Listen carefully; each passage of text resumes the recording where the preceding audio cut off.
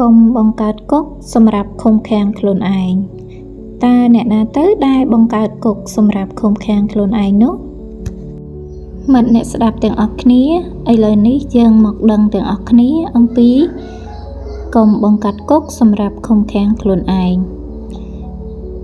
លទ្ធផលនៃការឆ្លក់វង្វេងនឹងខ្លួនឯងគឺជាផ្លូវទាល់ច្រកដែលរារាំងខ្លួនឯងមិនឲ្យដើរទៅទីណារួចប៉ុណ្ណោះការចេះបើកផ្លូវឲ្យអ្នកដទៃគឺប្រៀបដូចជាបើកផ្លូវឲ្យខ្លួនឯងការផ្ដល់ឱកាសដល់អ្នកដទៃគឺស្មើនឹងផ្ដល់ឱកាសឲ្យខ្លួនឯងអញ្ចឹងដែរកាលពីនៅក្មេងៗមានរឿងនិទានមួយតាក់ទងនឹងរដូវរងាក្នុងឆ្នាំមួយអ្នកលក់នំម៉ាន់ថៅប្រភេទអាហារចិននិងអ្នកលក់ខោអាវរងា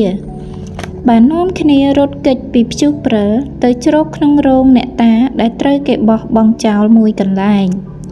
លុះពេលប្រលប់រាត្រីឈានចូលមកដល់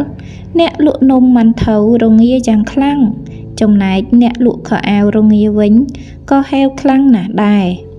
ប៉ុន្តែដោយសារតែគេទាំងពីរនាក់នឹកក្នុងចិត្តថា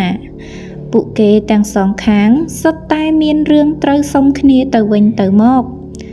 ទើបគ្មានអ្នកណាមួយសុខចិត្តហាមាត់សុំគ្នាមុនឡើយមួយសន្ទុះធំកន្លងផុតទៅអ្នកលក់នំម៉ាន់ថៅក៏ពោលឡើងថាស៊ីនំមួយសិនអ្នកលក់ខោអាវរងាក៏កាច់ភងវិញថាអញពាក់អាវរងាមួយសិនមួយសន្ទុះមកទៀតម្នាក់ក៏ស៊ីនំឯម្នាក់ទៀតក៏ពាក់អាវរងារបស់ខ្លួនអញ្ចឹងទៅរឿងហ្នឹងគឺវាអញ្ចឹងអ្នកលក់នំចេះតែស៊ីនំទាំងរងាចិត្តដាច់ខ្យល់ឯម្នាក់ទៀតក៏ចេះតែពាក់អាវរងាទន្ទឹមនឹងឃ្លានចិត្តដាច់ពោះទីបំផុតគឺស្លាប់ដូចគ្នាម្នាក់ស្លាប់ដោយរងាឯម្នាក់ទៀតស្លាប់ដោយឃ្លានទន្ទឹមនឹងគេម្នាក់សុទ្ធតែមានផ្លូវដោះដូរគ្នាបានតែគេបែរជារារាំងមិនព្រមបើកផ្លូវឲ្យនរណាគឺប្រៀបដូចជាមិនបើកផ្លូវឲ្យខ្លួនឯងអញ្ចឹងដែរតាមពិតការផ្ដល់ឱកាសដល់អ្នកដទៃគឺស្មើនឹងផ្ដល់ឱកាសឲ្យខ្លួនឯងមិត្តអ្នកស្ដាប់ទាំងអស់គ្នាតើអ្នកបានដឹងហើយឬនៅថាការបង្កើតគុកសម្រាប់ឃុំខ្លួនឯងគឺជាអ្វី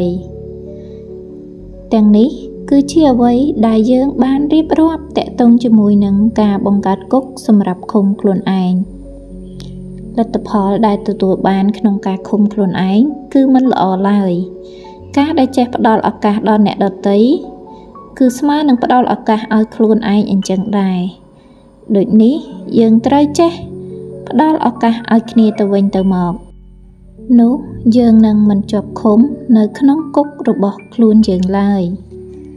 សូមអរគុណសម្រាប់ការស្ដាប់របស់លោកអ្នកបើសិនជាលោកអ្នកចូលចិត្តសូមកុំភ្លេចជួយចុច like និង share ចែករំលែកដល់មិត្តភ័ក្តិដទៃទៀតផងដែរសូមអរគុណ